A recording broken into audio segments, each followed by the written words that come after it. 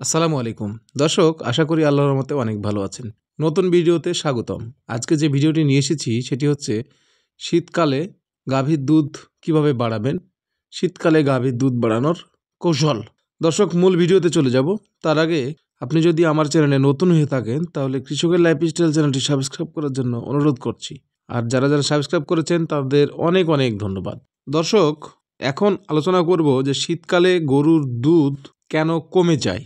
বিশেষ করে উত্তরবঙ্গে মোটামুটি ভালো শীত পড়ে বা এখন পড়েছে। শীতকালে প্রধান যে সমস্যার ডেয়ারি খামারিরা ভুক্তভোগী তার অন্যতম হলো দুধের প্রোডাকশন তুলনামূলকভাবে কমে যাওয়া। সাধারণত দুধ কমে যাওয়ার অনেক কারণ আছে, কিন্তু শীতজনিত কারণে দুধ প্রোডাকশন কমার অন্যতম কারণ সেটি হলো তুলনামূলক গাভীতে কম পানি গ্রহণ করা। আচ্ছা, তাপমাত্রা যখন কমে যায় তখন পানির প্রতি চাহিদা সব প্রাণীর তুলনামূলক কমে যায়, যেমন আমাদেরও কমে গেছে বা কমে যায়। সেক্ষেত্রে গাভী ব্যতিক্রমী নয়, কিন্তু গাভী পানি কম খেলে অবশ্যই তার দুধ প্রোডাকশনে প্রভাব ফেলবে।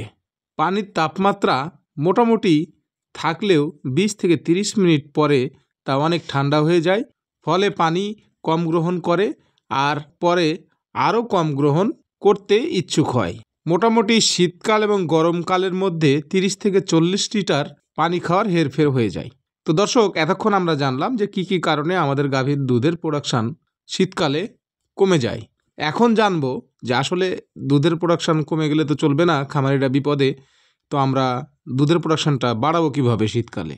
তো দর্শক, ঠান্ডার সময় গাভীর জন্য পানিতে গরম পানি সরবরাহ করতে হবে।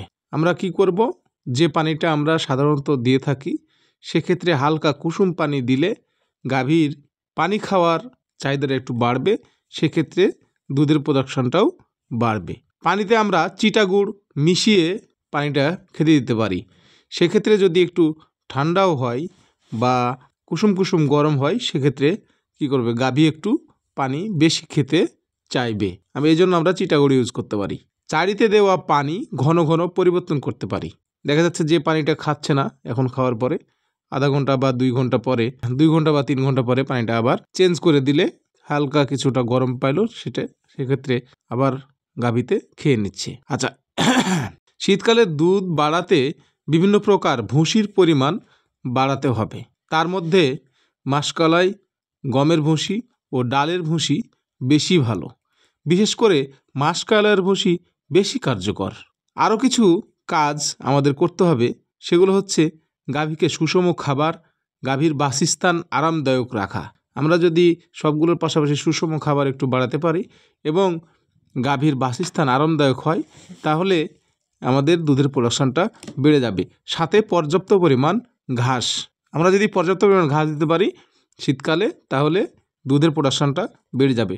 দর্শক, আজকের ভিডিওটি যদি আপনাদের ভালো লেগে থাকে তাহলে কৃষকের লাইফস্টাইল চ্যানেলটি সাবস্ক্রাইব করে পাশে থাকবেন। দেখা হবে অন্য কোনো ভিডিওতে। আসসালামু আলাইকুম।